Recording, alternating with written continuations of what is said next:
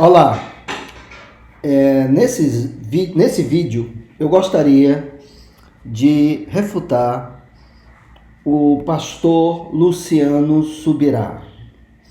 E meu objetivo aqui é exatamente demonstrar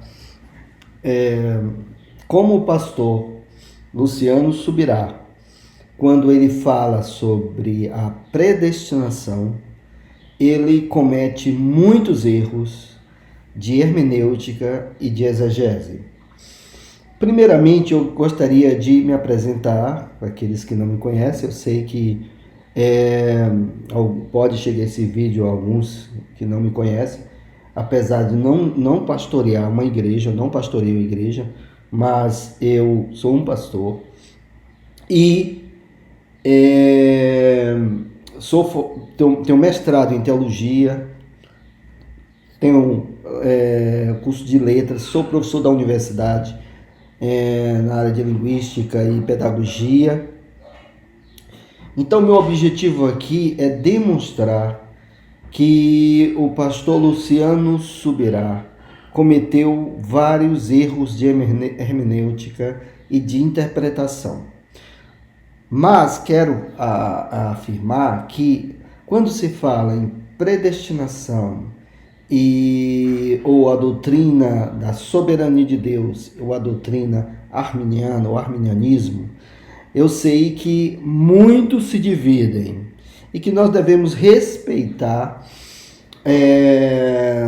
vamos dizer assim, as suas escolhas teológicas e as suas escolhas sobre a doutrina da salvação. Porém, como o pastor Luciano Subirá, ele é considerado, ao que parece, dentro das igrejas neopentecostais,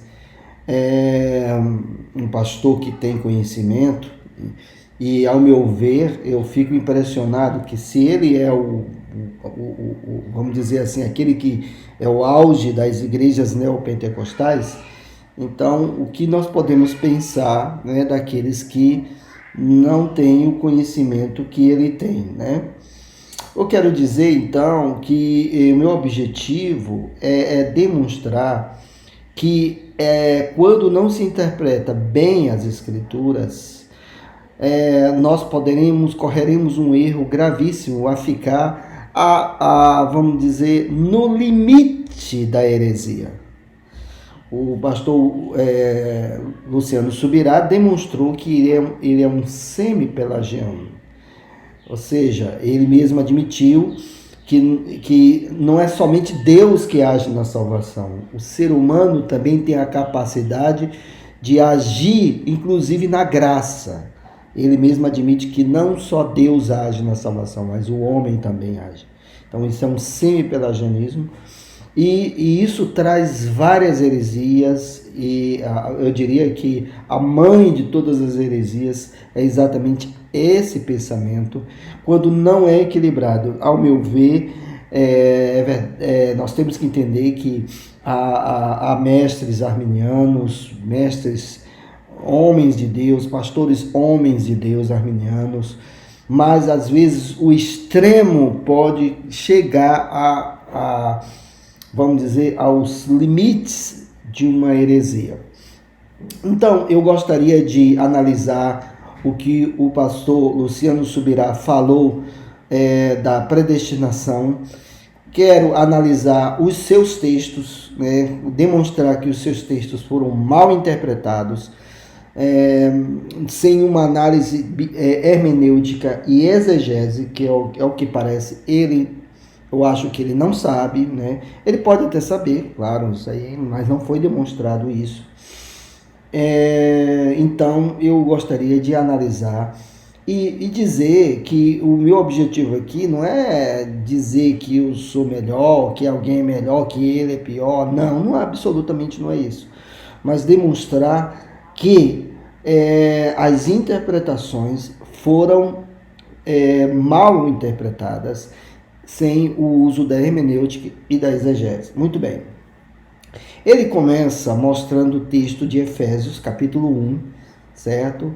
e lendo o texto de Efésios, do verso 3 até o verso 11, certo? E eu gostaria então de ler no texto original para analisarmos, começando a analisar esse texto no texto grego original. Eu quero que vocês acompanhem comigo, eu sei que ele está no texto original, mas porque eu quero demonstrar algumas coisas. Aliás, eu quero que vocês tenham bastante paciência. Vai ser um vídeo longo, porque eu gostaria de falar de todos os textos, de todos os argumentos que ele falou. Então, eu quero que vocês tenham bastante paciência. Aqui nesse vídeo haverá, então, ao meu ver, a maioria dos argumentos contra a predestinação. Então, eu gostaria de falar sobre isso. No meu canal tem uma refutação sobre um pastor que falou que fez a pergunta que nenhum calvinista poderia responder. Então, eu respondi e está aqui no meu canal, você pode procurar, tá bom? Eu vou até colocar o link aqui. Então, vamos para o texto de Efésios. Diz aqui: bendito Deus e Pai de nosso Senhor Jesus Cristo, que nos abençoou com toda sorte, que foi traduzido toda sorte, com toda bênção espiritual, nos lugares celestiais em Cristo Jesus, em Cristo. Assim como nos escolheu nele antes da fundação do mundo para sermos santos e irrepreensíveis perante ele em amor. Vejam que a escolha, a eleição, ela tem um propósito. A eleição tem um propósito e é algo certo. Aí diz aqui: tendo nos predestinado. O verbo prolizo é um verbo muito forte, porque é determinar antes, é como alguém que determina o caminho, e Deus não se frustra. Tendo nos predestinado, para quê? Para a adoção através de Jesus Cristo, para ele, segundo o beneplácito da sua vontade. Vejam aqui essa expressão: kata ten eudokia tu thelematus autu. Eudokia, segundo o bem-querer. Eudokia significa o bem-querer dele, não é de mais ninguém. Aqui encerra a predestinação, aqui encerra o que os arminianos falam, que Deus predestina segundo a sua presciência, daquilo que o pecador vai aceitar ou não. Mas aqui o Paulo diz: tendo-nos predestinado para a adoção através de Jesus Cristo, para ele, segundo o beneplácito da sua vontade. Thelema significa vontade, significa desejo, vontade, thelema. Segundo o beneplácito, eudokia, aquilo que Deus quer. A predestinação não é segundo o que o homem quer, mas segundo o que Deus quer e não o que o homem quer. Não é segundo a presciência de que o homem vai querer ou não, como se Deus esperasse pela sua presciência o homem escolher. Não, o texto deixa claro isso, e ele não atenta para isso. Vamos ver o verso 11, que ele lê todo o verso 11, no qual no qual também fomos feitos herança, tendo sido predestinados, aqui prolídios, tendo sido predestinados, segundo o propósito daquele, ele foi predestinado, não somente segundo o seu bem-querer, eudokia, mas segundo o propósito daquele que opera todas essas coisas, todas essas coisas, segundo o decreto, bulei é diferente de thelema. Bulei significa decreto, significa aquilo que é decreto, conselho, decreto, segundo o conselho da sua vontade, ou seja, fomos predestinados segundo o propósito daquele que faz todas essas coisas, porque tem um artigo, segundo o bulei, o decreto da sua vontade. Aí ele diz assim: bem, Existem outros textos que aparentemente contradizem, e a Bíblia não se contradiz. Ele diz que esse texto que fala sobre isso está claro. Sim, fala da predestinação, que não é segundo o querer do homem, mas segundo o bem-querer de Deus. Mas ele diz que existem outros textos e que esses textos declaram o contrário disso, e a Bíblia não pode se contradizer. Aí então ele vai criar uma teologia própria dele, né? E aí ele diz que a Bíblia não pode se contradizer com esses outros textos. Realmente, pastor, a Bíblia não se contradiz, porque esse texto de Efésios está muito claro. Mas então, se esse texto de Efésios está claro, você tem que analisar como você interpretou os outros textos. E nós vamos analisar os textos que você citou. Aí ele cita Atos 7:51 como refutação que podemos existir a Deus. Certo? Ele cita esse texto aqui. Vamos ver o que diz. Homem de dura cerviz e circunciso de coração e de ouvidos, vós sempre resistis ao Espírito Santo, assim como fizeram vossos pais, também vós o fazeis.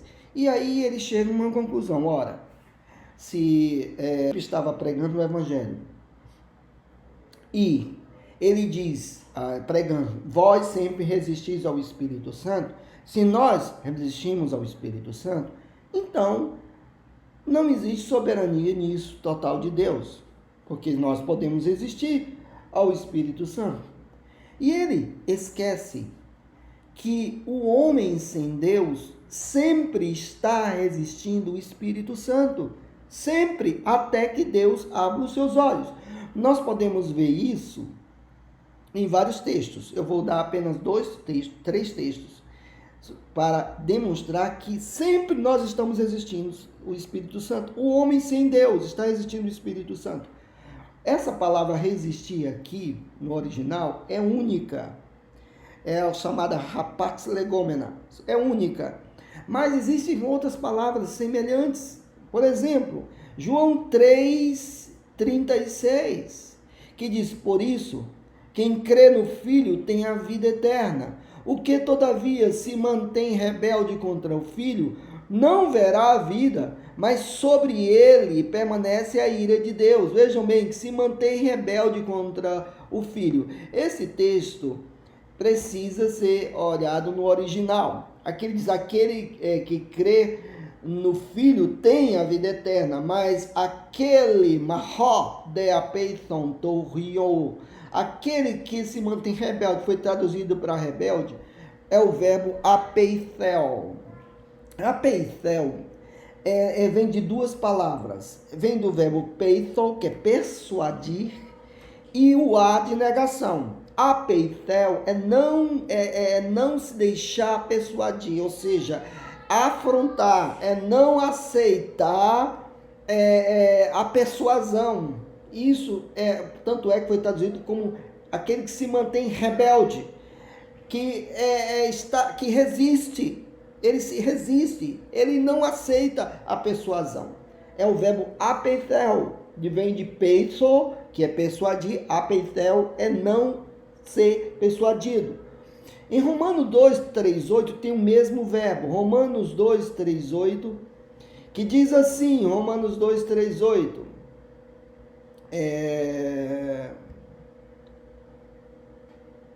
Romanos 2:3-8, diz aqui, tu, ó homem, que condenas os que praticam tais coisas e faz as mesmas, pensas que te livrarás do juízo de Deus? Ou desprezas a riqueza da sua bondade, tolerância e longanimidade, ignorando que a bondade de Deus é que te conduz ao arrependimento? Mas segundo a tua dureza e coração impenitente, acumulas contra ti mesmo ira para o dia da ira e da revelação do justo juízo de Deus, que retribuirá a cada um segundo o seu procedimento, e vida eterna aos que, perseverando em fazer o bem, procuram glória, honra e incorruptibilidade. Mas ira e indignação aos facciosos que desobedecem à verdade e obedecem à justiça. Vejam, Paulo está falando àqueles que desprezam a riqueza da sua bondade e a tolerância. Veja, eles desprezam a riqueza da sua bondade. E aqui ele diz ir indignação aos facciosos que desobedecem. Aqui o verbo é o mesmo verbo apeithel, ou seja, que se mantém rebelde, que não aceitam. Isso quer dizer o que, meus amados? Que o homem sem Deus, o homem que não nasceu de novo, ele está sempre resistindo ao Espírito Santo. Então, o que o apóstolo, ou que o diácono estava falando lá, Estevão estava falando, Estevão estava falando, era que exatamente eles estavam resistindo o Espírito Santo, porque aqueles que não nasceram de novo resistem o Espírito Santo, certo?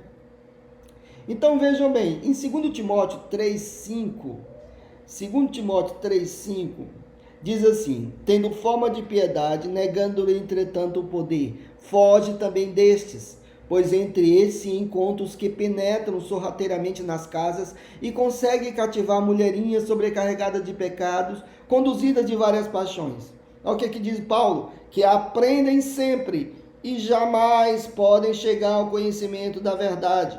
E do modo porque Janes e Jambres resistiram a Moisés, aqui é um verbo mais forte, resistiram a Moisés, também esses resistem à verdade, são homens de todo corrompidos na mente, réprobos quanto à fé. Eu vou colocar esse texto em grego, de 2 Timóteo 3, 7 e 8, que diz aqui, sempre aprendendo e jamais podem vir para o pleno conhecimento da verdade. O texto deixa aqui claro, Paulo deixa claro que esses líderes, essas pessoas, esses hereges, eles jamais podem vir, Paulo usa o verbo dunamel, jamais podem vir ao conhecimento, ao pleno conhecimento da verdade. Paulo deixa claro,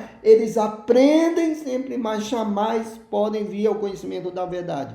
Aí Paulo, no verso 8, diz: do modo como Janes e Jambres resistiram a Moisés, assim também estes resistem à verdade. Aí ele diz: homens corrompidos de mente, corrompidos de mente, reprovados com respeito à fé. Paulo aqui admite que esses já são reprovados com respeito à fé e que eles não podem chegar ao pleno conhecimento da verdade. E assim como Janes e Jambres resistiram a Moisés, eles também resistem à verdade. Agora, por que eles resistem à verdade? Porque eles são reprovados na fé.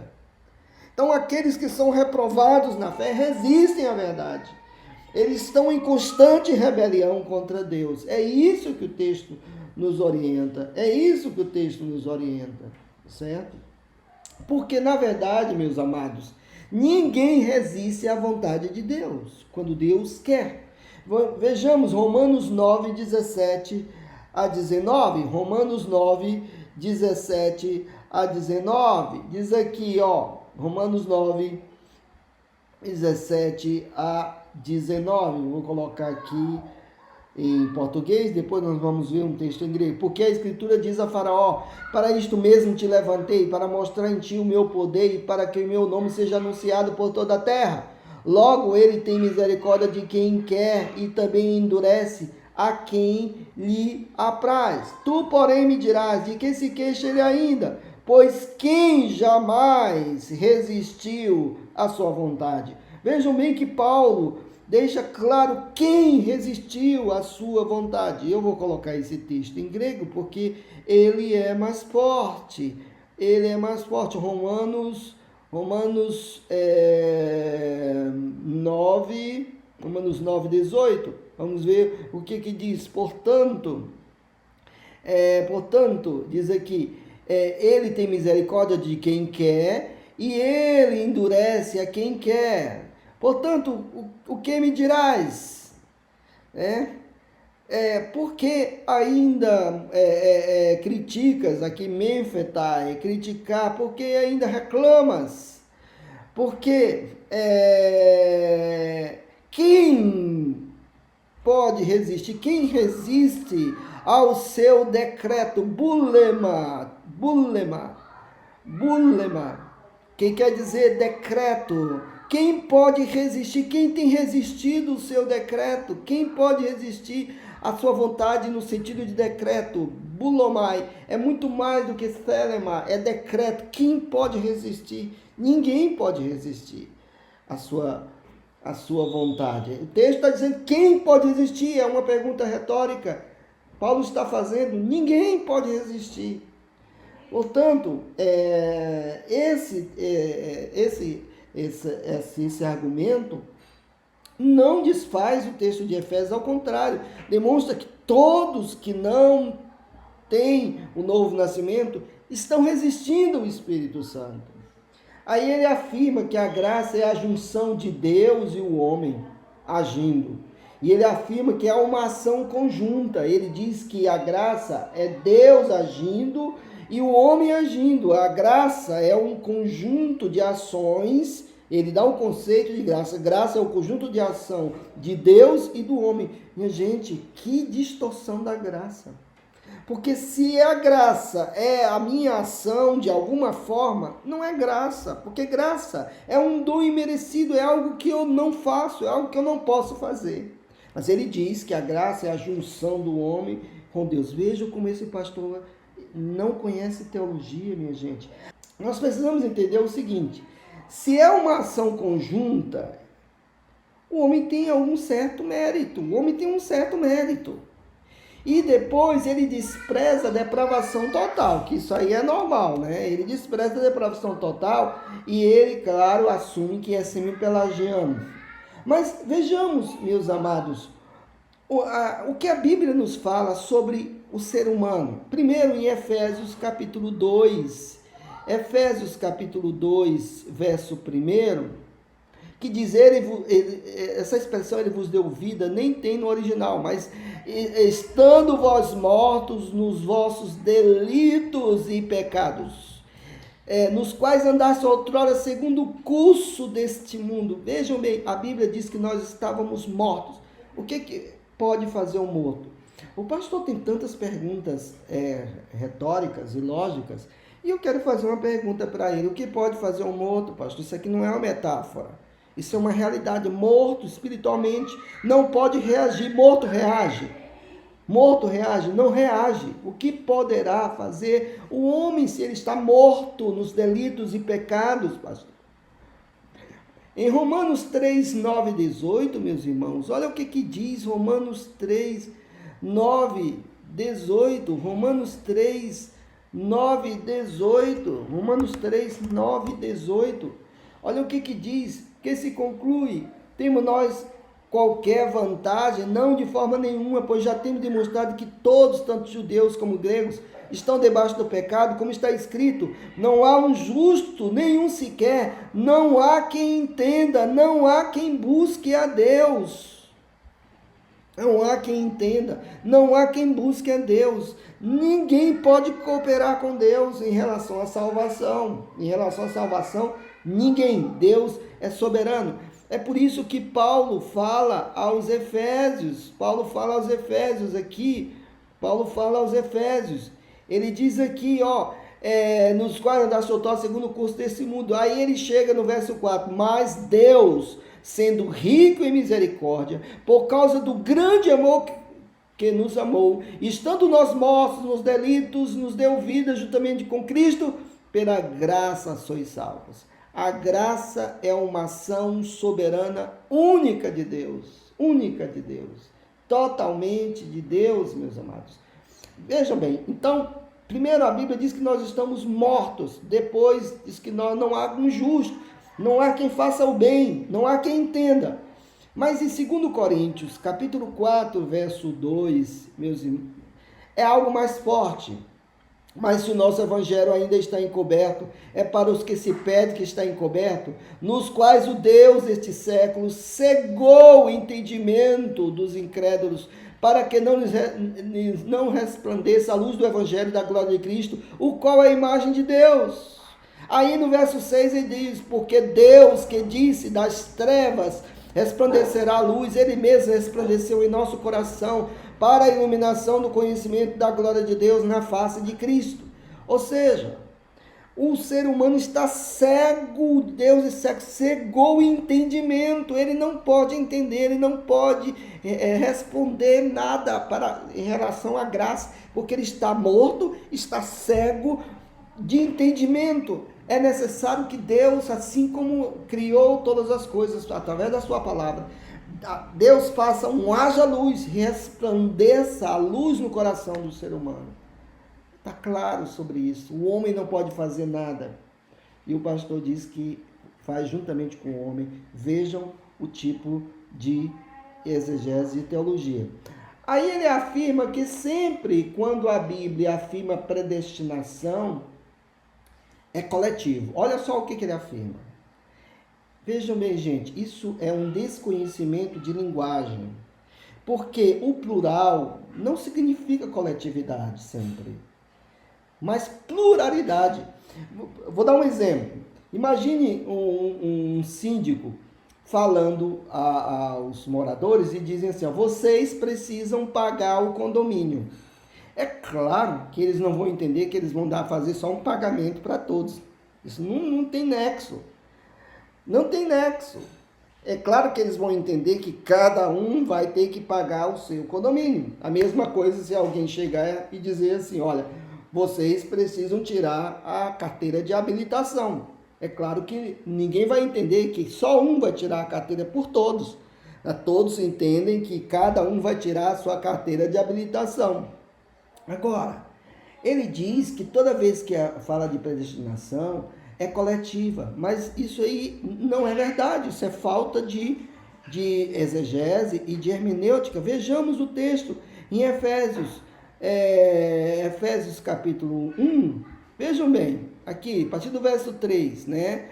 No tens abençoado todos só de bens espirituais nas regiões celestiais em Cristo, assim como nos escolheu nele, antes da fundação do mundo, para sermos santos, irrepreensíveis perante ele, amor, nos predestinou para ele, para adoção, ou seja, cada um vai ser adotado por meio de Jesus Cristo, segundo o beneplácito da sua vontade, para louvor da glória de sua graça, que ele nos concedeu gratuitamente no amado, no qual temos a redenção.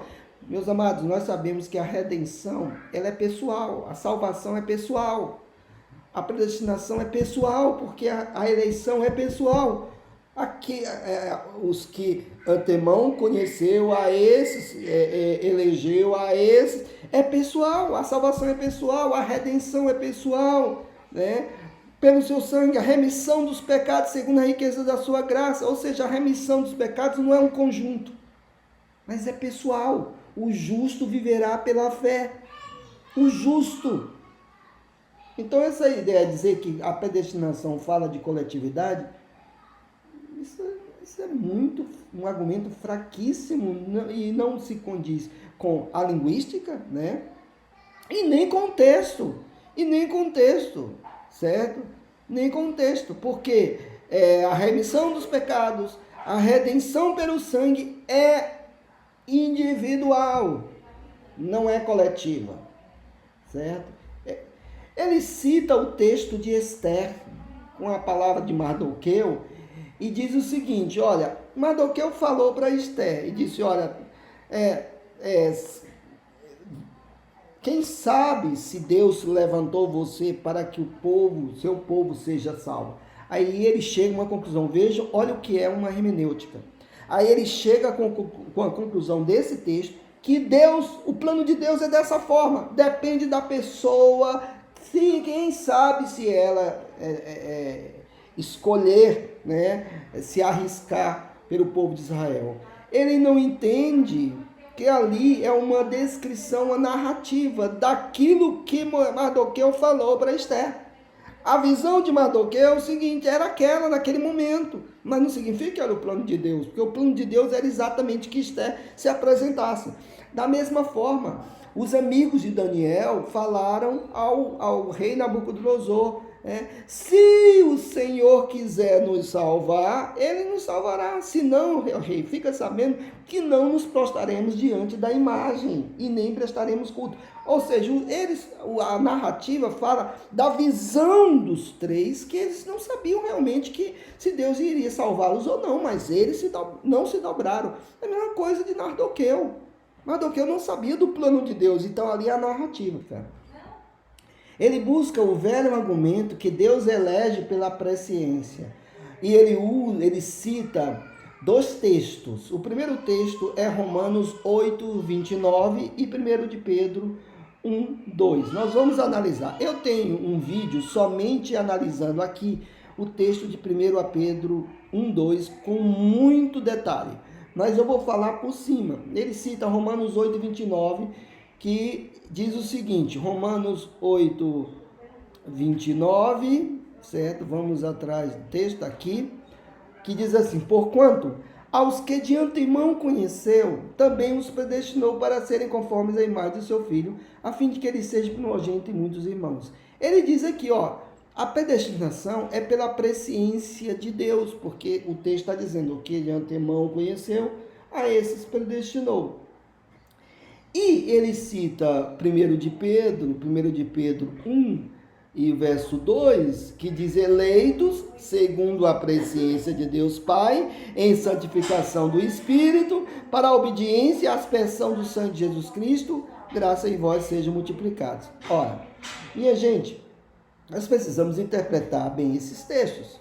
Ele precisa entender que Paulo já vinha falando no capítulo 3, que não há um justo sequer, não há quem entenda, não há quem busque a Deus.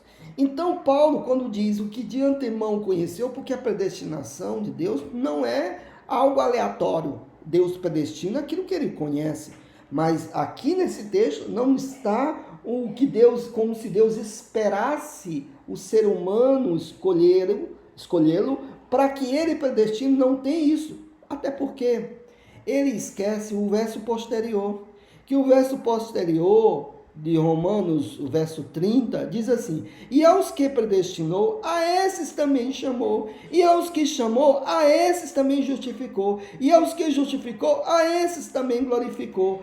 Ele tem que admitir que aqui é um propósito, o mesmo que conheceu, predestinou, chamou e justificou e glorificou.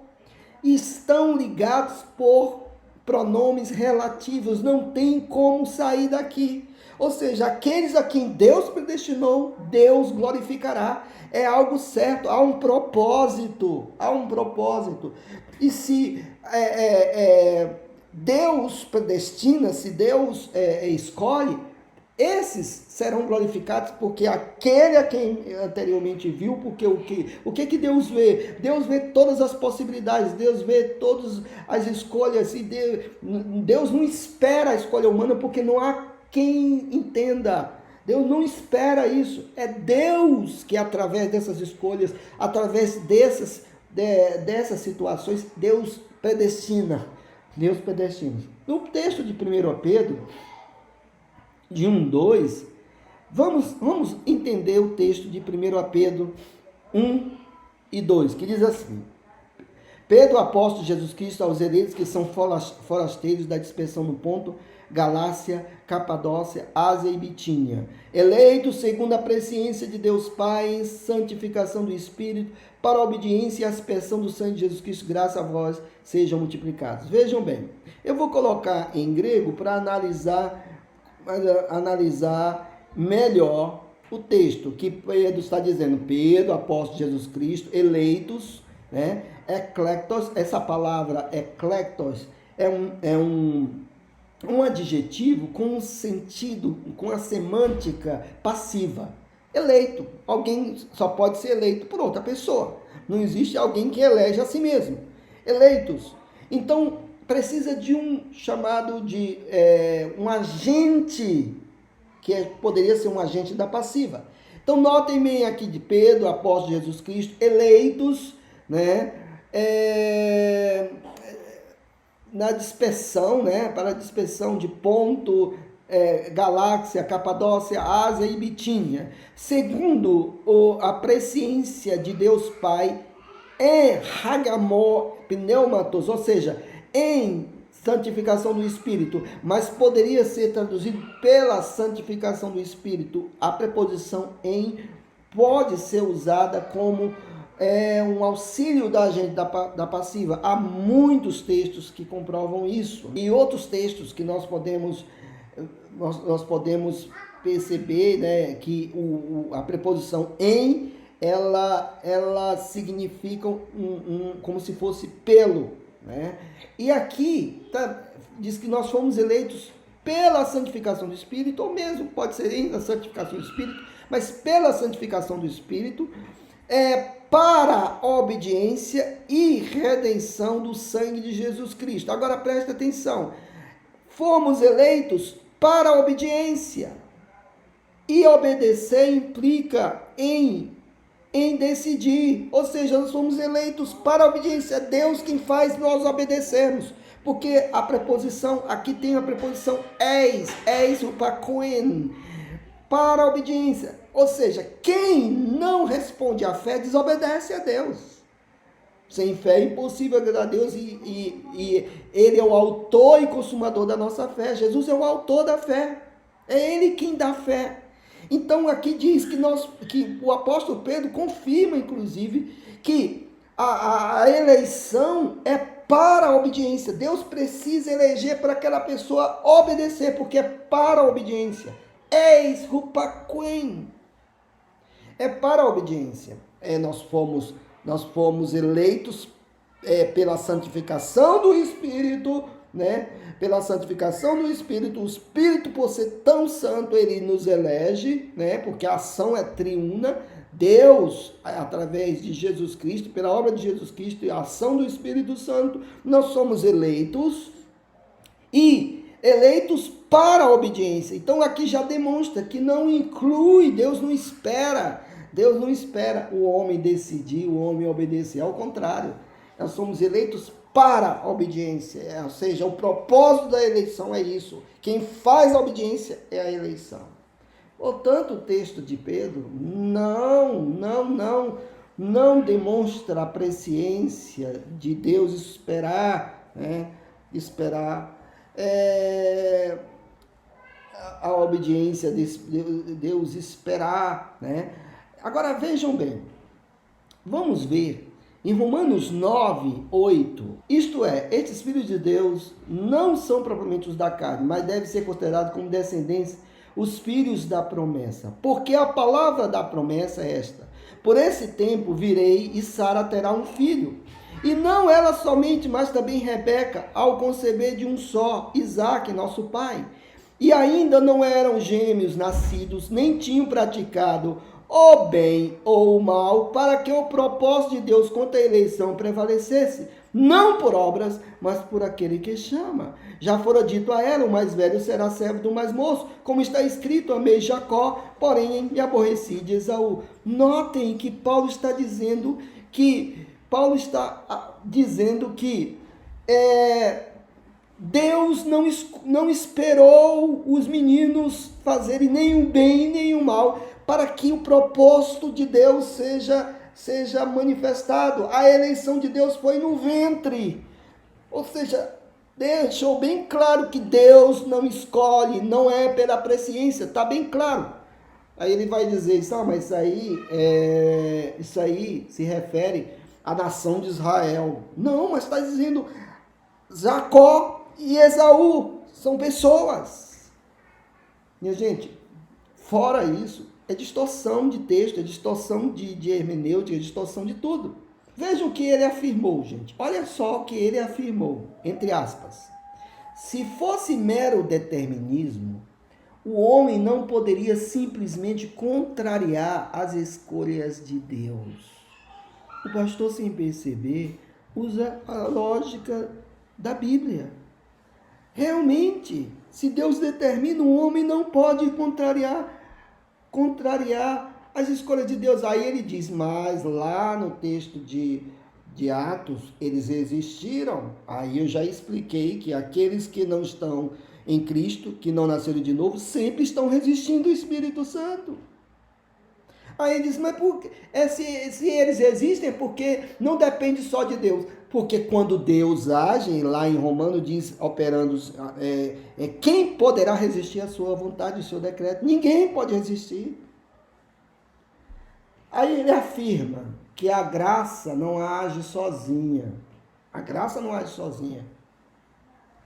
E ele cita o texto de 2 Pedro 3,18. Vamos ver 2 de Pedro 3,18. Vamos ler a partir do verso 17, que ele diz assim: vós, pois, amados, prevenidos como estáis de antemão, acautelai-vos. Não suceda que, arrastados pelo erro desses subordinados, descaiais da vossa própria firmeza. Antes crescei na graça e no conhecimento de nosso Senhor e Salvador Jesus Cristo. Aí ele diz que esse texto comprova que Deus não age na graça sozinho.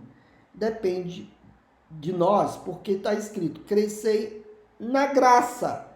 Né? Preste atenção, minha gente, o pastor precisa aprender a ler. Porque o texto está dizendo na graça.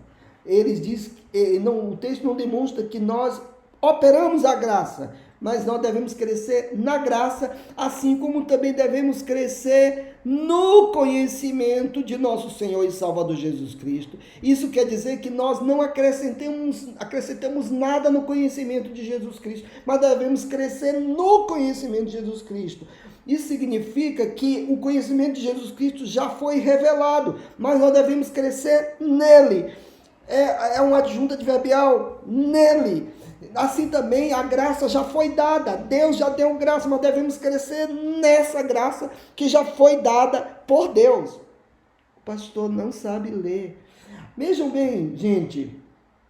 O mesmo Pedro afirma que Deus é o dono de toda graça. Veja o que diz 1 Pedro 5,10. 1 Pedro 5,10 diz assim: ora, o Deus de toda graça, que em Cristo vos chamou à sua eterna glória, depois de ter sofrido por um pouco, ele mesmo vos há de aperfeiçoar, firmar, fortificar e fundamentar. Notem, quem vai aperfeiçoar, quem vai firmar, quem vai fortificar e fundamentar é o próprio Deus, que é o dono de toda graça. Pastor, precisa aprender a ler a Bíblia no todo. A hermenêutica é chamada de hermenêutica, pastor. Toda graça, não sobra nada para ninguém. Toda graça. E ele vai de fortificar, fundamentar, ele há de fazer, é ele quem faz.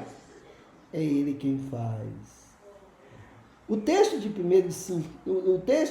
tem um texto também de 2 Timóteo 2,1.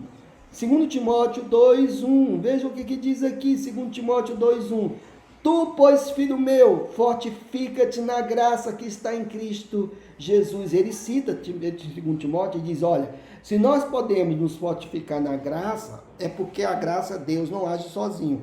Mas aqui o verbo está na voz passiva. Vou colocar o texto em grego, 2 Timóteo 2,1, que diz, sum technamu endunamu enterharitite em Cristo Jesus. Diz, tu, portanto, meu filho, ser fortalecido. O verbo endunamol está na voz passiva, imperativo passivo, o sujeito sofre a ação. Seja fortificado na graça. Ele não vai fazer nada, ele tem que ser fortalecido dentro da graça que Deus já deu para ele. Precisa, então veja bem, em Gálatas 5,4, ele cita, vejam em Gálatas 5,4, que diz o seguinte, Gálatas 5,4, ele cita para demonstrar que Deus não age sozinho na graça. De Cristo vos desgastes, vós que procurais justificar na lei, da graça decaístes. Aí ele diz, olha, se nós caímos da graça, é porque nós fazemos alguma coisa da graça. Mas Paulo está falando dos apóstatas. Paulo está falando aqui daqueles que procuram se justificar na lei. Esses que são judaizantes que procuravam justificar-se na lei, eles caíram da graça, eles caíram da graça. Ou seja, vejam o que diz aqui. De Cristo vos desligaste, vós que procurais justificar-se na lei, da graça decaístes. Paulo está dizendo, vocês não estão dentro dessa graça. Porque vocês não precisam dela, vocês demonstram que não precisam dela, porque vocês tentam cumprir a lei. Paulo não está dizendo que eles são originários para fazer alguma coisa para a graça. O texto de 2 Coríntios 6, 1, ele também cita, 2 Coríntios 6, o verso 1. Vamos ver, 2 Coríntios 6, de 1 a 7, que diz assim: e nós, da qualidade de cooperadores com ele, também vos exortamos a que não recebais em vão a graça de Deus.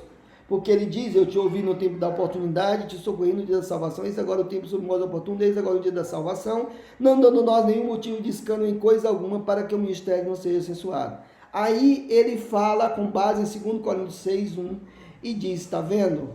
Aqueles que creem no monergismo está errado, porque Paulo está falando no sinergismo. E Paulo está dizendo que nós cooperamos com Deus na graça. Mas, gente, vamos ler o texto de forma correta. Eu vou colocar em texto em grego, 2 Coríntios 6, o verso 1, que diz assim, ó. Vejam bem, vamos... e nós vos exortamos, sim, porque nós, paraculume, aqui está na primeira pessoa do plural, do verbo paracaléu, nós vos exortamos, sendo cooperadores, que não venhais, que vós, vejam bem, que vós não venhais receber a graça de Deus em vão, né? Não venha o que nós exortamos, né? O que é que Deus, Paulo está dizendo, nós, ou seja, Paulo está dizendo quem é cooperador não são os coríntios. Paulo está falando nós, ou seja, os apóstolos são cooperadores, nós, porque aí ele vai falar a outra pessoa. Nós vos exortamos, aqui está escrito aqui, nós exortamos, sendo cooperadores, sunegunte está no plural, mas se refere ao nós, que vós não venhais receber a graça de Deus em vão. Ou seja, nós vos exortamos, sendo cooperadores de Deus, que vós não venhais a receber a graça de Deus em vão. O que Paulo está falando? A cooperação ministerial, minha gente. Porque no ministério nós somos cooperadores de Deus. Paulo fala isso. Nós cooperamos pregando o evangelho. Paulo está falando que ele, os apóstolos, nós. Mas aqui Paulo está dizendo vós. Que vós não venhais receber a graça de Deus em vão. Como nós podemos perceber isso, minha gente? No contexto. Vamos colocar em português, veja bem, no verso 3. Não dando nós nenhum motivo de escândalo em coisa alguma, para que o ministério não seja censurado. Pelo contrário, em tudo recomendando-nos a nós mesmos como ministros de Deus, há muita paciência nas aflições, nas privações, nas angústias. Paulo está falando dele. Sendo cooperadores, não está nem falando dos coríntios. Nós exortamos, sendo cooperadores de Deus, está falando em relação a ele. Que vós não venhais a receber a graça de Deus em vão. Paulo está dizendo, olha, vocês precisam demonstrar que vocês não receberam a graça, que vocês estão dentro dessa graça. O próprio Paulo, em Coríntios capítulo 10, fala daqueles que ficaram prostrados no deserto, que Deus não se agradou da maioria deles. Paulo está falando também aqueles da ceia que estavam comendo o pão e bebendo o vinho de forma indigna e que traziam juízo contra si mesmo. Então Paulo estava falando exatamente daqueles que tinham uma postura que não estavam dentro da graça. Mas Paulo está falando de cooperação ministerial. São cooperação ministerial, o contexto é isso. E não da salvação. Nós não cooperamos nada com Deus para a salvação, minha gente. Ao contrário, é Deus, lá de Efésios capítulo 2, né? Mas Deus, sendo rico em misericórdia, por causa do seu grande amor que nos amou, pela graça sois salvos. Certo? Então, e vejam, outra coisa importante. No verso 1 diz aqui que eles que recebem a graça de Deus. Notem, são eles que recebem. Que não recebais a graça de Deus em vão. Ou seja, a graça de Deus é recebida por Deus. E não há ação nenhuma do homem. O próprio Deus, o próprio Paulo reconhece que a graça de Deus é dada pelo próprio Deus. Ele fala ainda que Paulo escreve aos Gálatas que ele não anula a graça de Deus e conclui que a graça pode ser anulada. Meus irmãos, Paulo está exortando os judaizantes que exigiam a lei para a salvação. E aí Paulo está dizendo, olha, se vocês exigem a lei para a salvação, vocês anulam a graça. É o que Paulo está dizendo, olha, vocês pregam a circuncisão, pregam o uso de leis, de dias, então vocês estão anulando o que Cristo fez para a salvação. Vocês estão colocando um jugo sobre a igreja para que eles façam, sendo que eles nunca vão conseguir. Então vocês estão anulando a graça, coisa que também o pastor, ele corre o risco de agir assim, porque ele está falando ele está falando que o homem pode fazer alguma coisa para a sua salvação. Ele usa Hebreus 12:15, vejam bem, ele usa Hebreus 12:15, nós vamos abrir o texto, Hebreus 12:15, que diz o seguinte, atentando diligentemente, porque ninguém seja faltoso, separando-se da graça de Deus, nem haja alguma raiz de amargura que brotando vos perturbe, e por meio dela muitos sejam contaminados, certo? Atentando, eu vou colocar esse texto, ele diz, se alguém pode se separar da graça de Deus, eu vou colocar esse texto em grego, né? Hebreus 12:15, vamos ver o que para nós, atentando diligentemente, episcopel, que ninguém rusterel, apó, minha gente, essa preposição apó é a margem, rusterel é estar aquém, não conseguir chegar. O apóstolo está dizendo, atentando diligentemente, para que ninguém seja considerado alguém que ainda não chegou na graça. Rusterel, apó, esteja aquém da graça. E aí o autor está falando dos apóstatas, tanto que no verso posterior,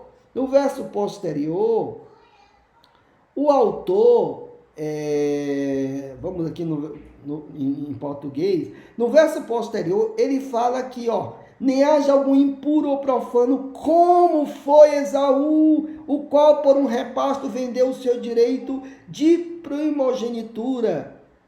Minha gente, então, o contexto é de apóstatas que não chegaram na graça, porque Deus amou Jacó e aborreceu Esaú, ou seja, Deus escolheu Jacó e não escolheu Esaú. Então, o apóstolo dá o exemplo de Esaú. E ele está falando, não é de um nascido de novo. Né? Não está falando de um nascido de novo. E o apóstolo está dizendo, olha, cuidem, tenham cuidado para ver se vocês não são aqueles como Esaú. É claro que, porque estava havendo muitos apóstatas naquela época, né, que estavam voltando para o judaísmo, e aí por isso que o autor escreveu essa epístola. Claro, o autor está escrevendo, inspirado por Deus, e demonstrando que eles têm que ter cuidado para que não demonstre que eles nunca chegaram à graça de Deus. É isso que fala o texto, tá? Ele fala que o atributo da soberania prejudica o amor e a justiça de Deus. e cita João 3,16. Meus amados, o mesmo capítulo que fala, que afirma do amor de Deus, fala da ira de Deus em João 3,36. Que a ira de Deus permanece sobre aquele que está em rebeldia, que não aceita a ser convencido pelo Espírito Santo, como eu falei, o verbo apethel, que quer dizer isso. Então, ele precisa entender isso. E ele usa 1 Timóteo 2,4, que é um texto característico dos arminianos, que nós vamos ver, 1 Timóteo 2,4, né? Que diz o seguinte, vamos ler 1 Timóteo 2,4, que ele diz o seguinte, o qual deseja que todos os homens sejam salvos e cheguem ao pleno conhecimento da verdade. Aí ele diz que Deus deseja que todos os homens sejam salvos. Agora, minha gente, a palavra todos, o pronome indefinido todos, ele precisa de um contexto. Ele precisa de um contexto. Porque todos pode ser de uma parte. Todos pode ser de alguma coisa. Ele precisa de um contexto. Para que seja cada ser humano, cada homem precisa do contexto. Mas vamos ver o contexto a partir do verso 1. Antes de tudo, pois exorto que use a prática de súplica, orações, intercessões, ações de graças, em favor, olha só, de todos os homens. Paulo está dizendo todos os homens aqui, mas no verso 2, ele explica que todos os homens é esse. Em favor dos reis e de todos que se acham investidos de autoridade, para que vivamos vida tranquila e mansa com toda piedade e respeito. Vejam, esse todos os homens do verso 1, Paulo explica que são todos os reis, todos aqueles que estão investidos de autoridades. Por quê? Porque a igreja tinha um certo receio de orar pelos imperadores, pelos governadores que eram maus, que eram ímpios, que mandavam matar os cristãos. Então, a igreja não orava por esses governantes. Paulo diz, não, né? Nós devemos por todos os homens em favor dos reis, de todos que se acham investidos de autoridade, para que vivamos vida tranquila e mansa, com toda piedade e respeito. Isto é bom e aceitável diante de Deus, nosso Salvador. Agora, o que é bom e aceitável diante de Deus, nosso Salvador? Que nós oremos pelas autoridades, pelos reis, por todos os homens, não somente pela igreja, não somente pelos nossos parentes, mas por todos os homens, todos os tipos de homens, todas as classes de homens. Aí o verso 4 diz, o qual deseja que todos os homens sejam salvos e cheguem ao pleno conhecimento da verdade. O que o verso 4 explica? O qual Deus deseja que todos os homens sejam salvos e cheguem ao pleno conhecimento da verdade. Aqui esse todos não é todo e qualquer homem, não, mas Deus deseja, age para que também em todas as classes de homens também sejam salvos. Deus tem um propósito para que todos esses homens também sejam salvos. Sejam salvos. A guarda pretoriana, Paulo pregou para eles e muitos foram salvos. Certo? E muitos outros do império foram salvos. Deus tem um propósito, então, que todos os homens, mas se todos, não é cada homem seja salvo, né? Então, a interpretação desse texto tem que ser dentro desse contexto. Por quê? O desejo de Deus está associado ao seu decreto. Efésios 1:11 exatamente diz isso, daquele que faz todas as coisas segundo o bulema, o decreto da sua vontade, que faz todas as coisas segundo o decreto da sua vontade, segundo o conselho, o decreto da sua vontade. A vontade de Deus precisa ser feita. Agora, esse quer significa que Deus quer que também Deus tem os seus eleitos, certo? Em todas as classes de homens. Aí ele cita Satanás tentando Jesus, afirmando a palavra, né? E Jesus diz, mas está escrito. É exatamente o que eu estou fazendo, pastor. Eu estou mostrando os textos que o senhor não interpretou devidamente. Vejam bem, ele cita Mateus 11, 28 e 29, certo? Vejam o que ele diz. Ele cita Mateus 11, Vamos ler Mateus 11, 28 e 29. Vinde a mim todos os que estáis cansados e sobrecarregados, e eu vos aliviarei. Jesus está chamando todos os homens, mas ele esquece o contexto dos versos anteriores. Olha o que eu estou fazendo, pastor. Levando você, mas também está escrito. Vejam o que diz aqui. Mas também está escrito, olha o verso 25. Por aquele tempo exclamou Jesus: graças te dou, ó Pai, Senhor dos céus e da terra, porque ocultaste estas coisas aos sábios instruídos e revelaste aos pequeninos. Sim, ó Pai, porque assim foi do teu agrado. Tu foi entregue por meu Pai. Ninguém conhece o Filho senão o Pai. Ninguém conhece o Pai senão o Filho. E aquele a quem o Filho quiser revelar. Jesus chama. Sabe por quê? Porque aqueles a quem ele chamou, aquele quem ele quer revelar, virá. Virá, entendeu? Jesus convidava porque aqueles que ele queria revelar, viria a ele. Tá certo? Ele usa Tito 2,11, certo? Que diz assim: porquanto a graça de Deus se manifestou salvadora a todos os homens. Vejam bem, vamos usar a lógica do texto. Se esse todos aqui se refere a cada ser humano, então há um problema. A Bíblia errou. Porque existem pessoas que morreram sem conhecer a graça. Aí Paulo usa aquele texto, né, lá de Romanos capítulo 1, né, que são indesculpáveis porque tem a revelação da natureza. Mas a graça salvadora não foi manifestada a ele. Então o texto está dizendo, por conta da graça de Deus se manifestou salvadora a todos os homens.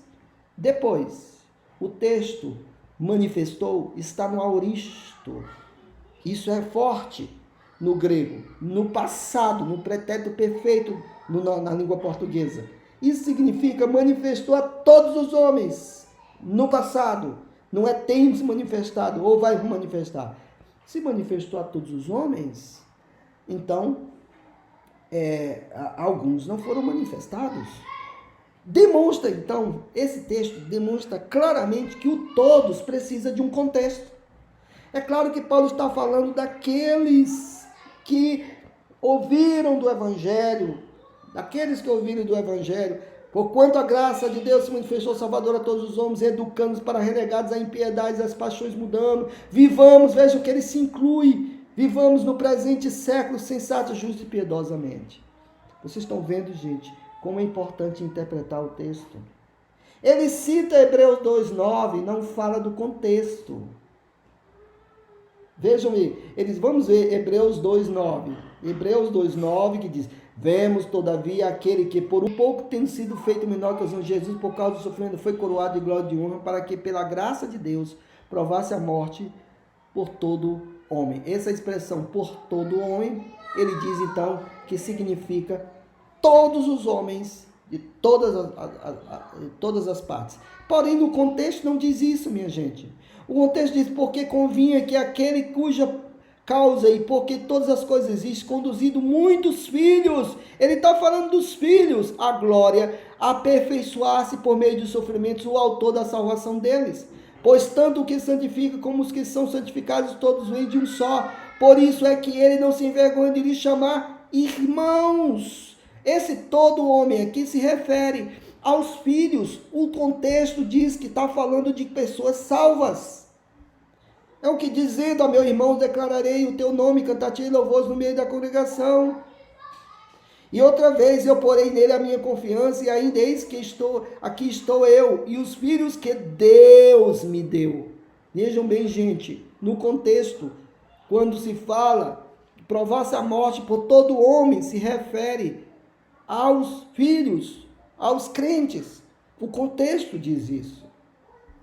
O contexto diz, porque vejam bem, vejam que aqui tem uma conjunção, porque está continuando, convinha que aquele por cuja causa, e continua, não está mostrando, está explicando o texto.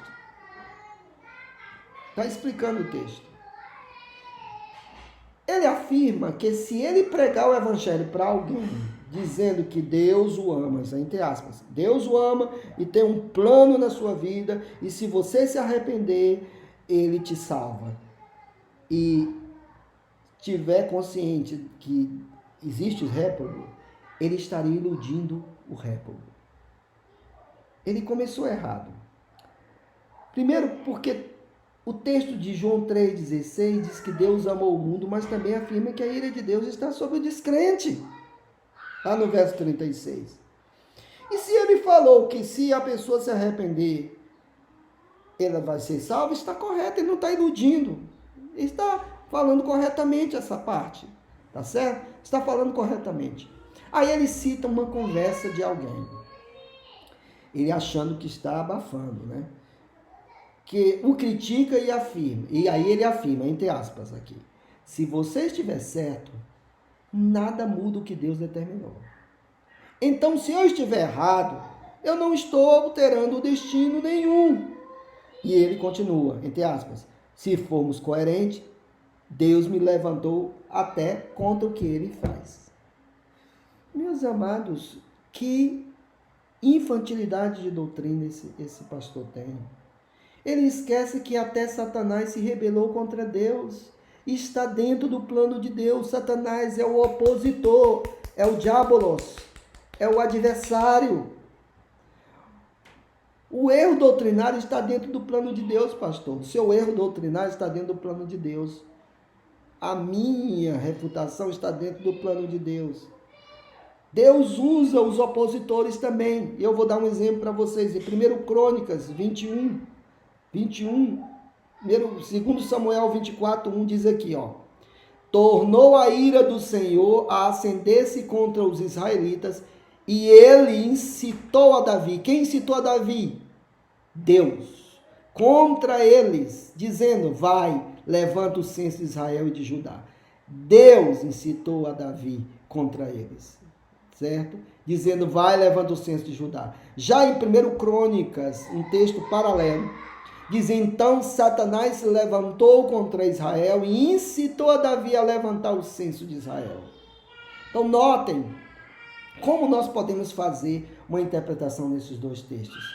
Quem incitou Davi mesmo?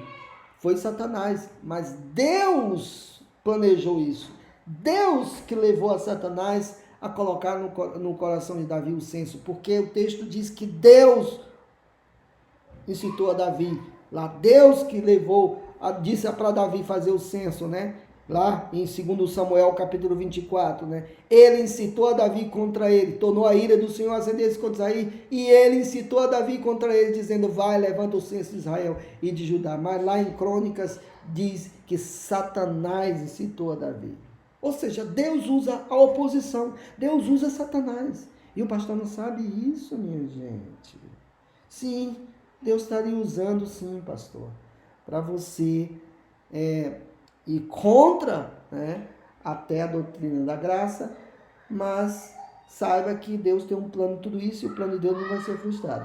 Sim, podemos dizer que ele está causando um problema, como assim também como os vários hereges. Não estou dizendo que ele é herege, mas os vários hereges, o próprio Satanás. Ele afirma, se você estiver errado, você levará a possibilidade dele ser réprobo, sem que eles tenham uma revelação do amor de Deus. Como se nós que somos, vamos dizer, responsáveis para que eles tenham uma revelação. Ou seja, ele não leva em conta que ninguém sabe quem é réprobo. Ninguém sabe. Nós devemos pregar o evangelho a todos. Ao contrário, gente. O que incentiva as pessoas a pregarem o evangelho é saber que Deus é soberano, que Deus tem os seus, e foi isso que Jesus fez com Paulo. Abra a sua Bíblia em Atos 18, verso 9 e 10. Olha o que diz aqui. Teve Paulo durante a noite uma visão em que o Senhor lhe disse, não temas, pelo contrário, fale e não te cales, porquanto eu estou contigo, e ninguém ousará fazer-te mal, pois tenho muito povo nesta cidade. Vejam, Jesus deu uma visão a Paulo para fortalecer Paulo e dizer, olha, não te cales, porque eu tenho eleitos, eu tenho um povo ali. Vai.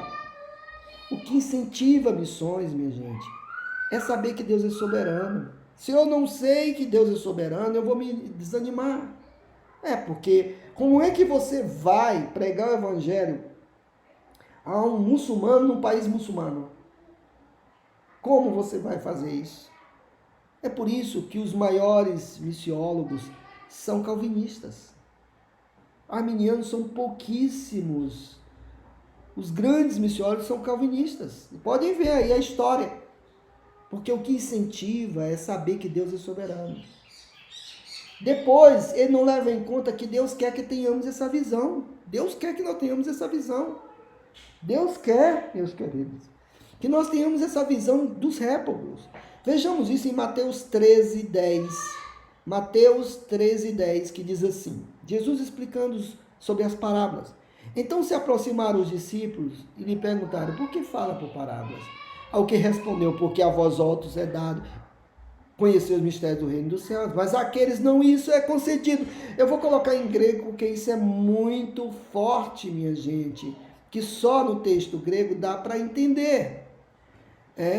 E os seus discípulos lhes disseram, por que eles falam por palavras? Mas aquele respondeu e disse-lhes, a vós é dado, veja a voz passiva, conhecer, gnonai, conhecer os mistérios do reino dos céus. Mas aqueles não é concedido, não é concedido. Jesus está dizendo que aqueles não é concedido, vocês é concedido conhecer o mistério do reino, mas eles não. Aí Jesus diz, porque aquele que tem, isso será dado. Tem o quê? No contexto é o conhecimento, conhecer. Aquele que tem o conhecimento, isso será dado, dado por Deus. Mas aquele que não tem, até o que tem será tirado dele. Por causa disso, lhes falo por parábolas, porque vendo não veem, e ouvindo não ouvem, nem entendem.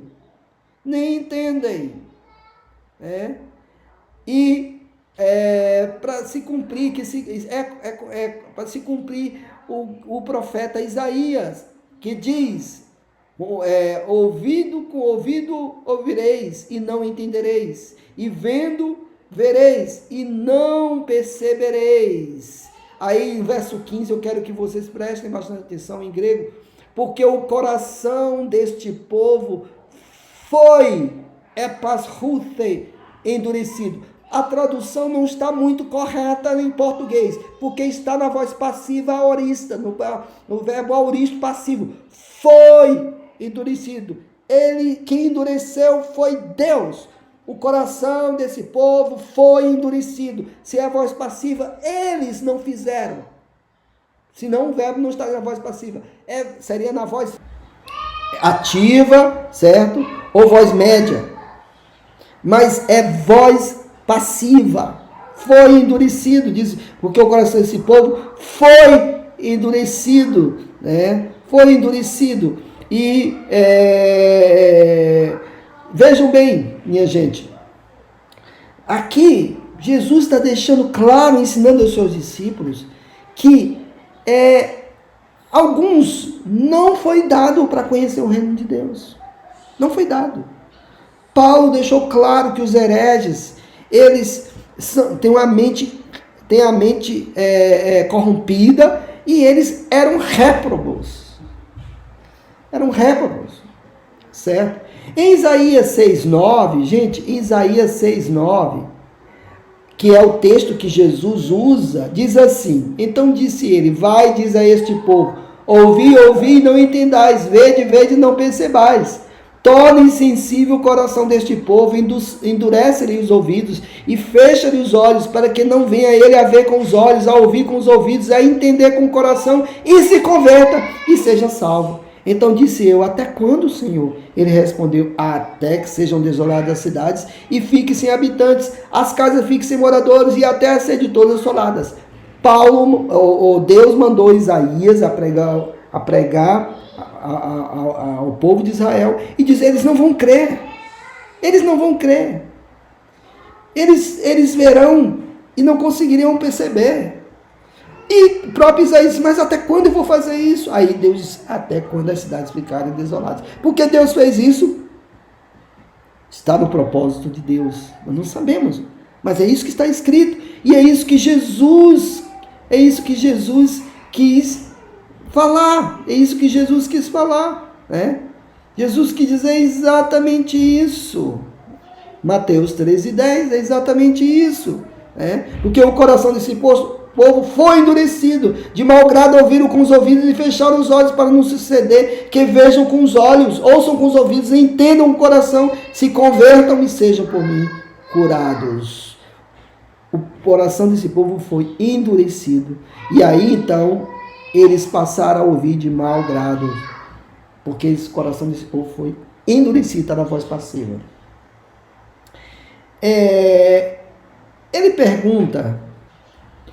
Ele faz a pergunta, a graça de Deus é de fato irresistível? Aí ele cita Atos 13, 43, né? Atos 13, 43. Ele cita Atos 13, 43. Vamos lá. Atos 13, 43. Que diz assim: despedida a sinagoga, muitos judeus dos prosélitos piedosos seguiram a Paulo e Barnabé. E esses, falando-lhes, os persuadiam a perseverar na graça de Deus. Aí ele diz o seguinte: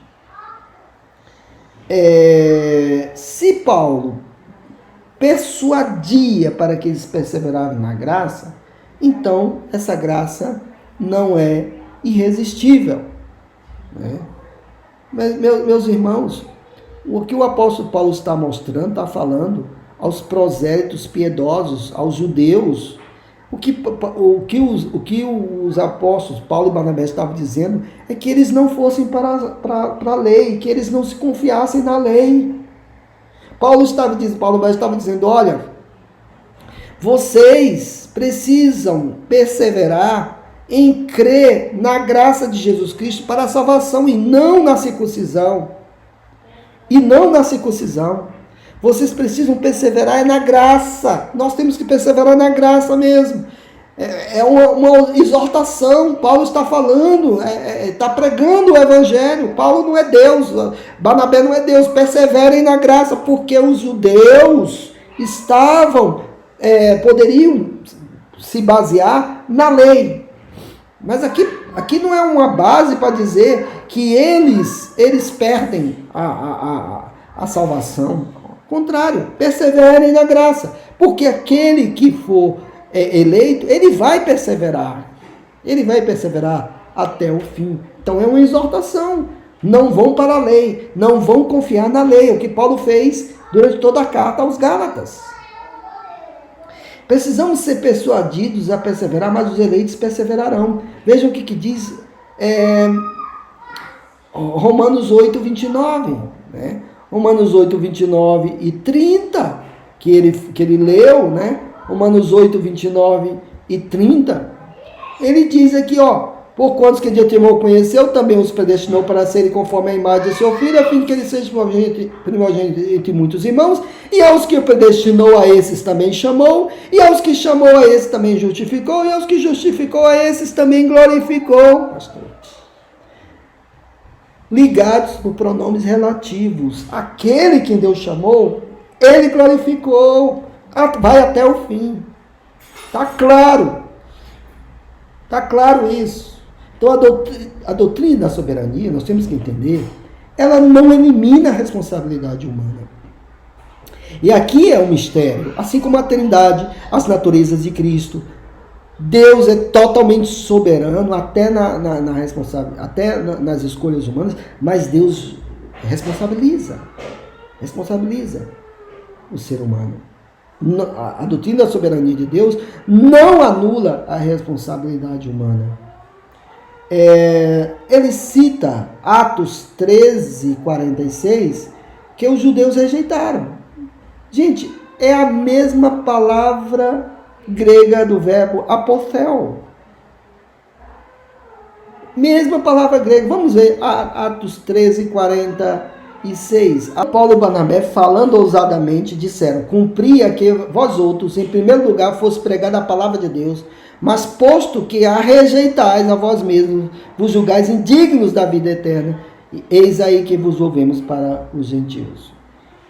Ele diz então que eles rejeitaram a palavra de Deus, os judeus rejeitaram, e aí se eles podem rejeitar, é sinal que o ser humano é sinal que o ser humano pode rejeitar a Deus, né? Mas vejam o que diz o verso 48, a mesma coisa, esse rejeitar está exatamente dentro daquilo que eu expliquei. O homem sem Deus, ele sempre está rejeitando a palavra de Deus, está rejeitando o Espírito Santo. Mas veja o verso 48, ele não leu o verso 48. Os gentios, ouvindo isto, regozijavam-se e glorificavam a palavra do Senhor, e creram todos que haviam sido destinados para a vida eterna. Atos 13, 48, eu vou colocar em grego, veja como é algo muito interessante. Mas os gentios que ouviam se alegravam e glorificavam a palavra do Senhor, e creram todos os que estavam destinados, é o particípio perfeito, foram destinados para a vida eterna. Minha gente, o verbo grego tasso é colocar em ordem, de forma organizada, que foi traduzido para destinar. Ou seja, Paulo está dizendo, Lucas está dizendo que os gentios, todos aqui creram, e creram todos que foram destinados, que foram colocados para a vida eterna. Está falando de algo certo. Foram destinados, foram colocados para a vida eterna. Então o verso 48 demonstra claramente que aqueles que foram destinados para a vida eterna vão ser salvos. Aqueles foram colocados para a vida eterna, foram postos em ordem para a vida eterna. Certo? Ele afirma que a salvação pode ser rejeitada pelo homem, é fato. Aí ele cita Lucas 13, 34. Ele afirma que a salvação pode ser rejeitada. E ele cita Lucas 13, 34. Jerusalém, Jerusalém, que matas os profetas e apedrejas os que te foram enviados. Quantas vezes eu quis reunir teus filhos como a galinha junto o seu próprio ninho debaixo das asas, e vós não o quisesses. Preste atenção. Nós temos que admitir que esse texto não é fácil. Porém, esse texto não está falando de salvação, minha gente. Esse texto não está falando de salvação. Vamos ver o contexto. Vamos analisar o contexto. Jerusalém, Jerusalém, que matas os profetas e apedreja os que te foram enviados. Quantas vezes que reuni teus filhos como a galinha junto o seu próprio ninho debaixo das asas, e vós não quisesses. Não está falando de salvação, Deus está falando dos profetas que eles mataram, os que foram enviados. E Deus está dizendo, e Jesus está dizendo, quantas vezes eu quis reunir através desses profetas e vocês não quiseram. Não está falando de salvação, está falando que Deus usou os seus profetas para que eles fossem reunidos, para que eles se voltassem para ele, e eles não quiseram. Ou seja, Jesus estava lamentando a morte dos seus profetas. Jesus está dizendo que ele quis levar os seus profetas. Eu quis reunir a galinha como os profetas. Assim, Jesus está usando uma comparação. Vejam que no verso posterior, Jesus já demonstra soberania. Eis que a vossa casa vos ficará deserta. Aqui Jesus não está dependendo de forma alguma do querer do ser humano. Eis que a vossa casa ficará deserta. E em verdade vos digo que não me vereis até que venhais a dizer, bendito que vem em nome do Senhor. Jesus está declarando, eis que eu vos digo, a vossa casa ficará deserta. Aqui não tem querer. Então Jesus não está perdendo a sua soberania. Jesus não está perdendo a sua soberania. Nós precisamos entender que, em termos de soberania, da salvação, Deus é totalmente soberano. E nós vemos textos do Velho Testamento exatamente como Deus era soberano para Israel e para as outras nações. Vejamos Isaías, né? Isaías 14, 25. Isaías 14, 25 diz assim: quebrantarei a Síria na minha terra e nas minhas montanhas a pisarei, para que o seu jugo se aparte de Israel e a sua carga se desvie dos ombros dele.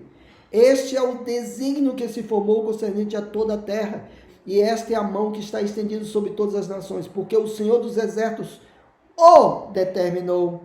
Quem, pois, o invalidará? A sua mão está estendida, quem, pois, o fará voltar atrás? Vejam que Deus está dizendo, olha, a minha mão estendida, ninguém poderá voltar atrás. Está dizendo aqui que quem invalidará o decreto do Senhor. Agora, o que diz Isaías 46, 9? Isso, inclusive, usa-se também o exemplo de uma ave. Agora, olha só. Lembrai-vos das coisas passadas da antiguidade, que eu sou Deus e não há outro. Eu sou Deus e não há outro semelhante a mim, que desde o princípio anuncio o que há de acontecer e desde a antiguidade as coisas que ainda não sucederam, que digo, o meu conselho permanecerá de pé e farei toda a minha vontade. Vejam, farei toda a minha vontade.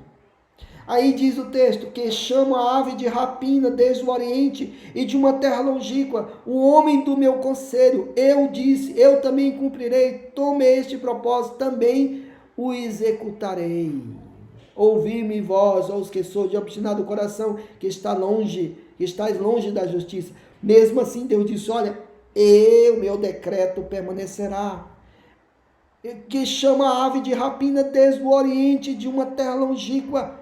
O meu conselho permanecerá e eu farei toda a minha vontade.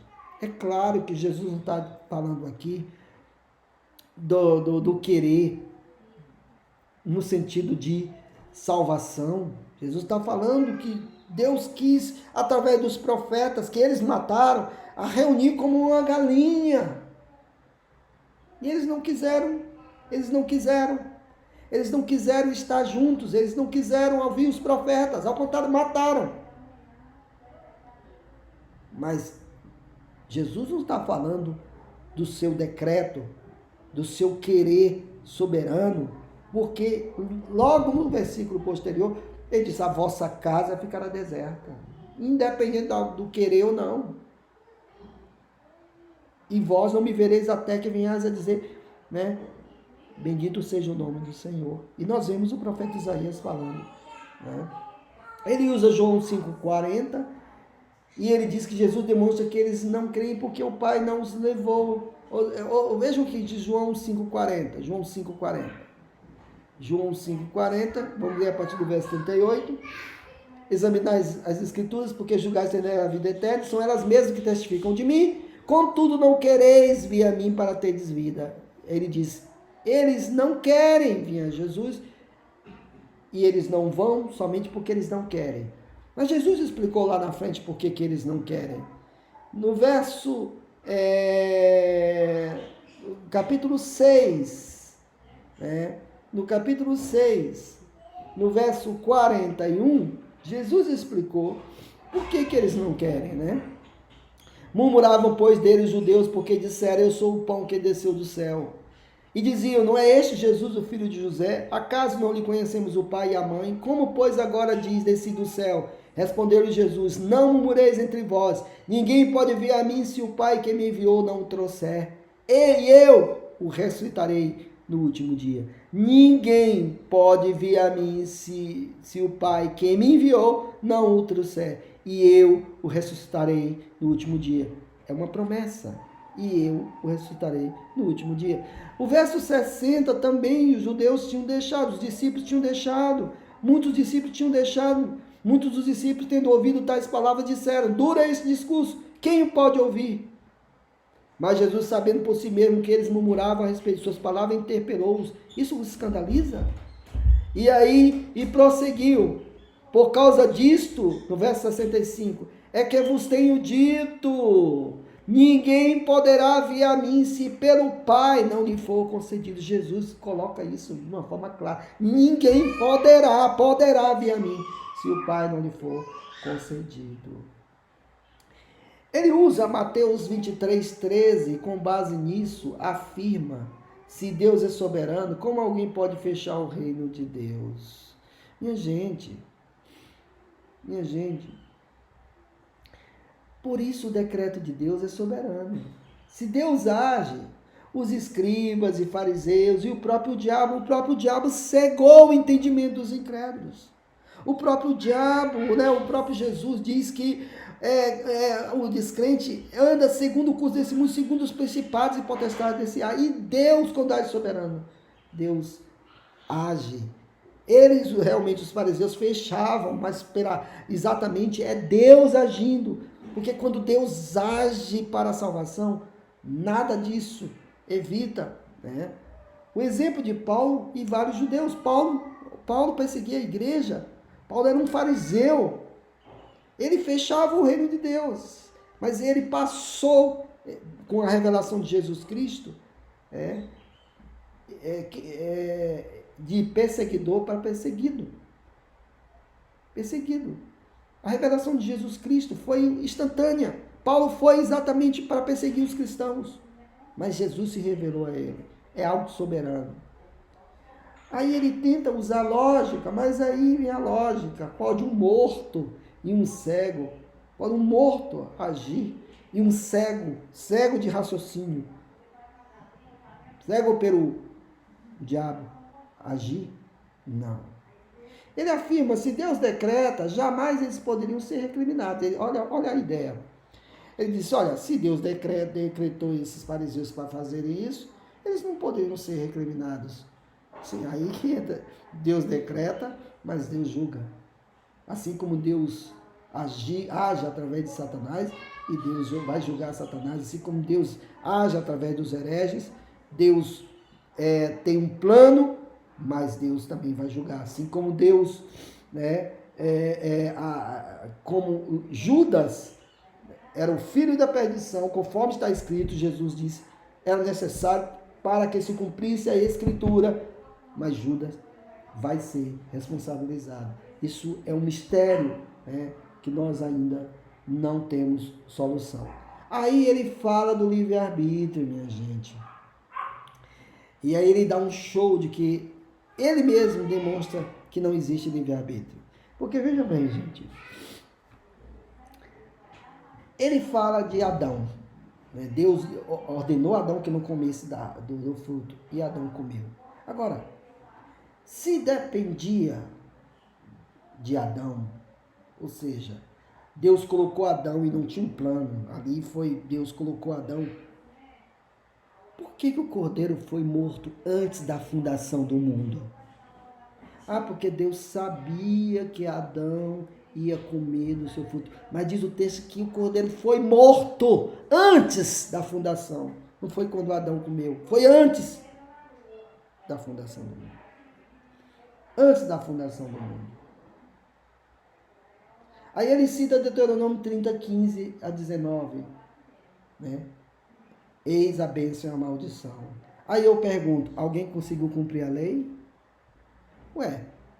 Se o livre-arbítrio existe, por que ninguém cumpriu a lei? Por que Deus exige o sacrifício?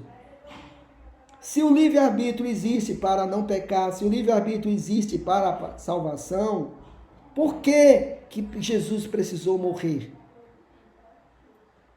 Porque basta o homem cumprir a lei. Aquele que cumprir a lei será salvo. A bênção e a maldição está diante. Mas ninguém pode cumprir a lei. Então você joga por terra o livre-arbítrio. O homem está caído na sua natureza. Nós não temos arbítrio para não pecar. Então como é que Deus pode julgar você se você não tem arbítrio para julgar?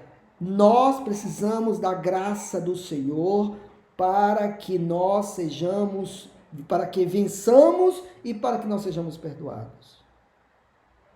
Alguém cumpriu a lei? Ele coloca Deuteronômio 30, 15 e 19. Alguém cumpriu isso? E onde está o livre-arbítrio para não cumprir?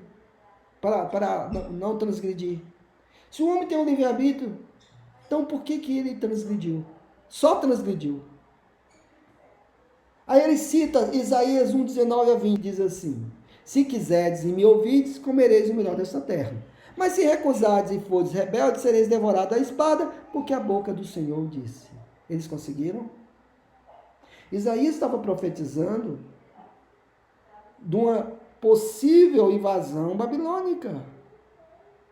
Os profetas profetizavam. Eles conseguiram fazer? Não conseguiram. Onde está o livre-arbítrio? Aí ele cita Apocalipse 22, 17. Que diz, quem quiser. E aí, gente, ele afirma algo enfático. E, na minha opinião, chega ao limite de uma heresia. Ele diz, entre aspas, o texto diz quem quiser, não é quem Deus quis. Vou repetir o que ele falou, entre aspas. O texto diz quem quiser, não é quem Deus quis. Apocalipse 22, 17. Que diz assim: o Espírito e a noiva dizem, vem. Aquele que ouve, diga, vem. Aquele que tem sede, venha. E quem quiser, receba de graça a coroa da vida.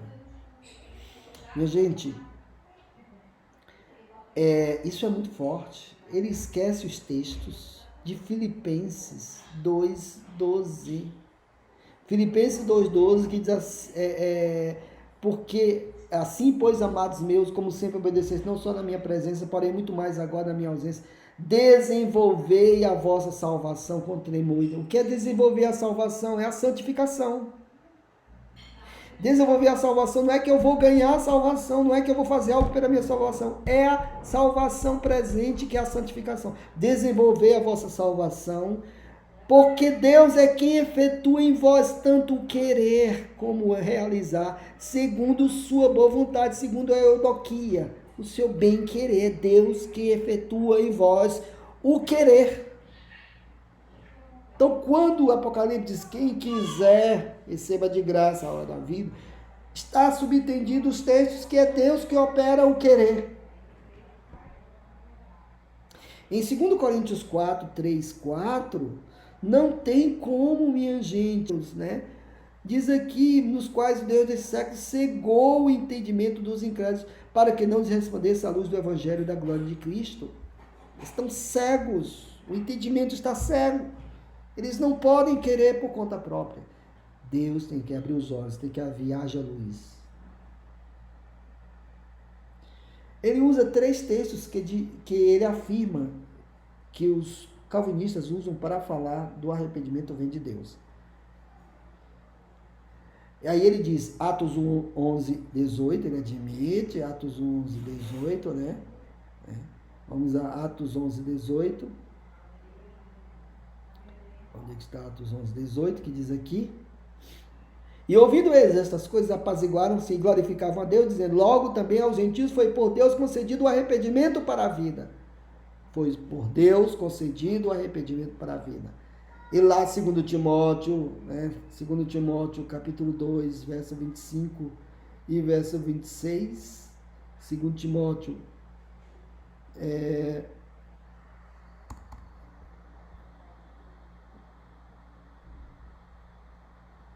2 Timóteo, capítulo 2, o verso 25, o verso 26, que diz assim: disciplinando com mansidão os que se opõem na expectativa que Deus lhe conceda não só o arrependimento para conhecer plenamente a verdade, mas também um retorno à sensatez. É Deus quem concede o arrependimento. Aí ele diz, ele chega a uma conclusão, se for um ato unilateral, ele coloca os textos e não explica. E diz, se for um ato unilateral, todos que Deus quiser que se arrependam, se arrependerão. Mas isso é óbvio, pastor. Isso é óbvio, é isso que a Bíblia ensina. E o que supostamente os que ele não quer, não se arrependerão. Mas isso é óbvio, pastor. Aí ele cita Atos 2:38, né? Que o apelo de Pedro, Sondeu-lhe Pedro, arrependei-vos e cada um de vós seja batizado em nome de Jesus Cristo para a remissão do pecado.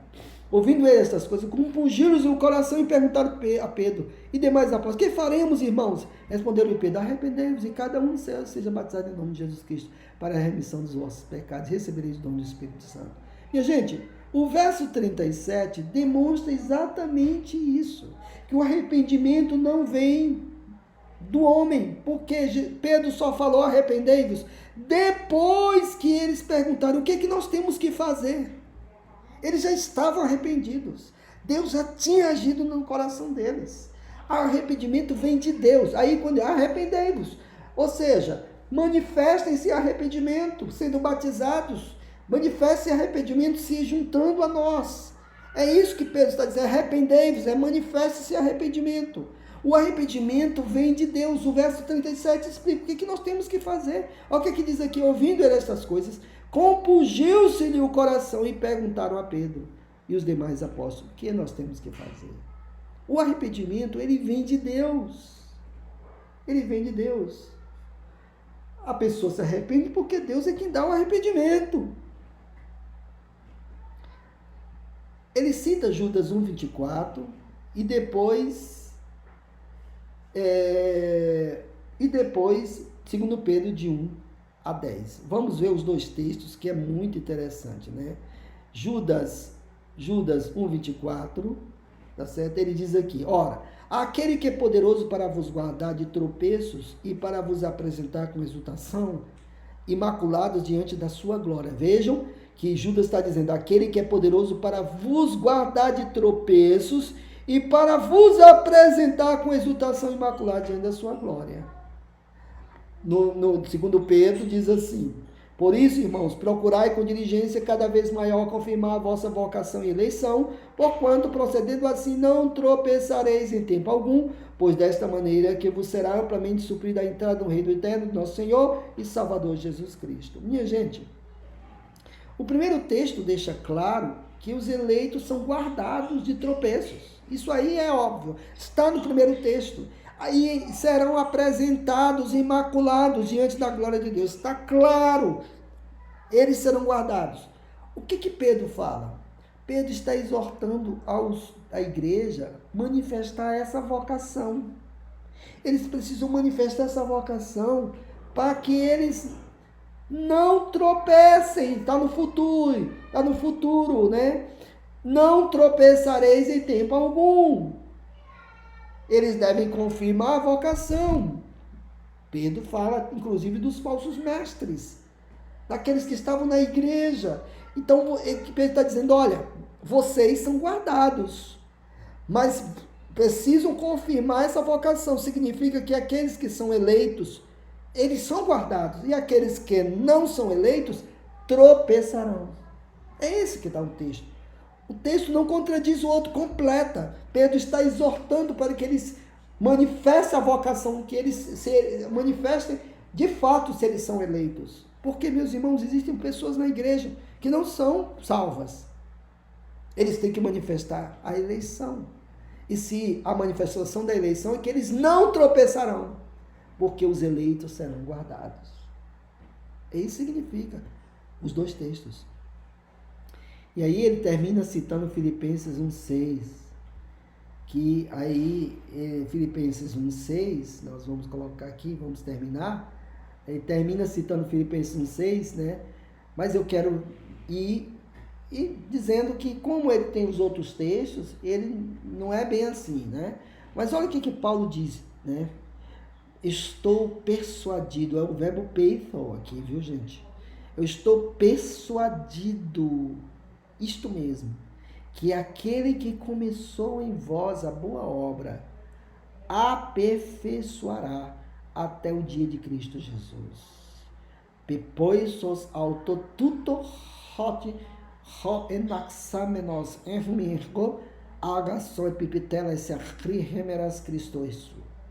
Eu estou persuadido, estou bem certo, que aquele que começou a boa obra em vós, há de aperfeiçoar. Aperfeiçoará, atenção, não é nem há de aperfeiçoar, porque dá a ideia de desejo. É futuro. O verbo grego aperfeiçoará até o dia de Cristo Jesus. Portanto, irmãos, infelizmente o pastor não interpretou correto os textos. E, por isso, a doutrina da predestinação, Deus predestina com um propósito, ele não vê a decisão do homem para nada, é segundo o beneplácito da sua vontade. E Deus age para a sua glória. O homem não tem que se gloriar nada. O homem tem apenas que levantar as mãos e dizer: te dou graça, Senhor. Tu és soberano, tu és santo. Glória ao teu nome para todo sempre. Amém.